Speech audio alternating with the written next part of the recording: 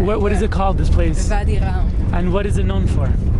For its beauty and the red rocks. And the red rocks. So it is now September 23rd. Post is the core and Crystal Dawn Avishag, who is now officially is the faculty. Yay. Congratulations! You deserve it so much.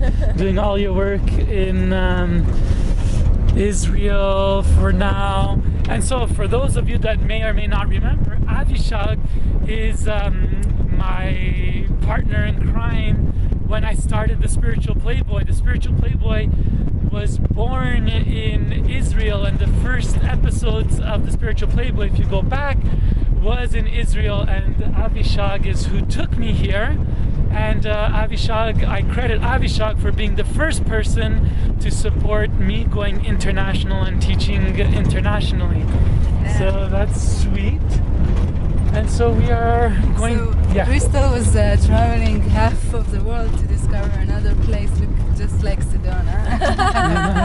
And here we are. Yeah, it's beautiful, really beautiful. So for the next 2 days we'll be here in Jordan, doing the deserts of Jordan, and then heading out to the lost city of Petra, and we'll see how it goes from here. So welcome to another journey of the Spiritual Playboy. This time with Avishag, the return of Avishag, yeah. And the return of Crystal Dawn.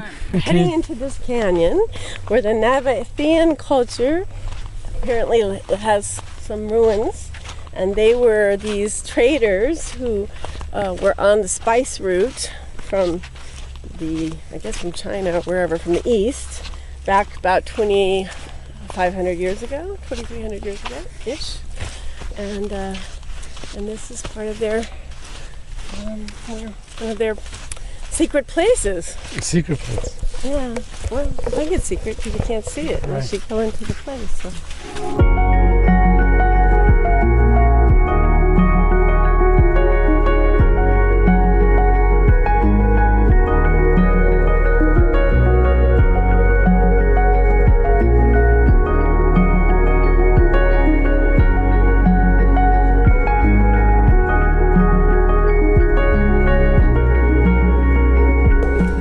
These are much older than the Nabateans, although there's some Nabatean writing here in Arabic. But these are like Paleolithic carvings of animals and shaman in the rocks. How do you know you see a shaman? Because I know that we have things like this in the Southwest that are, much older than 2,000 years. So I have a story for you. Getting into Jordan. Wow. So we went to the south of Israel, and we crossed over at the Isaac Rabin border crossing. And so we crossed over, and we got into Jordan, and then put our bags through the machines. And I travel with a drone, underwater cameras, and so on and so forth. Just to see if there's opportunities to film and upgrade the quality of my footage. Anyway, military freaked out because I had underwater cameras and my drone, and they took all my equipment, they confiscated it, they took my passport, they put me in a room. I was talking to like military sergeants. The very sketchy moment was when one day he said, "How are you?" And I said, "I'm good. And you?" And he shook his head. And that's when I knew there was going to be problems. So he would explain to me that this is not acceptable in Jordan to have drones and underwater cameras, and that we had a problem. We did have a problem.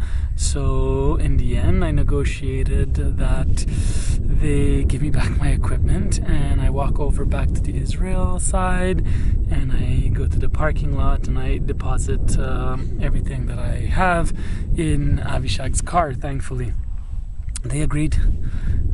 So I walked over and put my stuff in the car, and then had to repay all the fees to get back in. And so now I'm here in Jordan without most of my equipment, actually using my old camera. And then Avishag, so there was a delay. Avishag and Crystal waited for me at the border. And so as I was waiting, then they started to pick on Avishag because Avishag is Israeli and there's a truce between Jordan and Israel. But they sometimes give Israelis a difficult time, and so there's this thing that certain people, certain Israelis at certain times need to have a guide in Israel, in Jordan, so they don't let Israelis be here without a guide. Anyway, so then we went through that whole process that Avishag had to get a guide.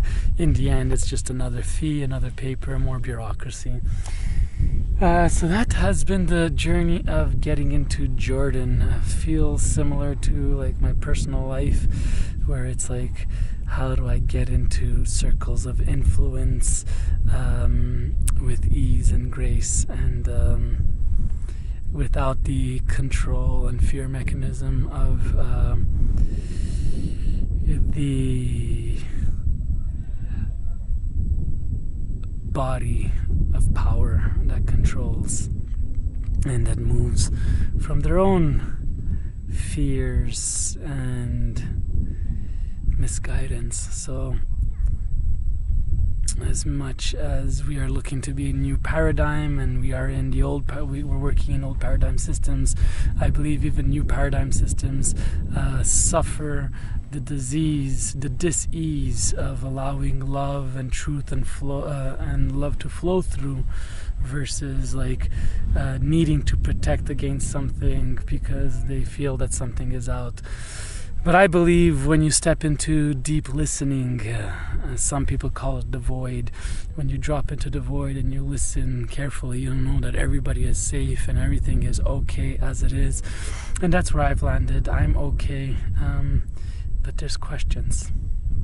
So what better place to contemplate on your life questions than the desert? Is it? Lawrence Spring.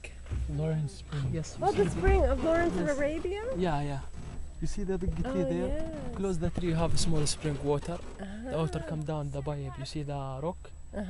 After the rock, you have pipe. You see the water come down from pipe.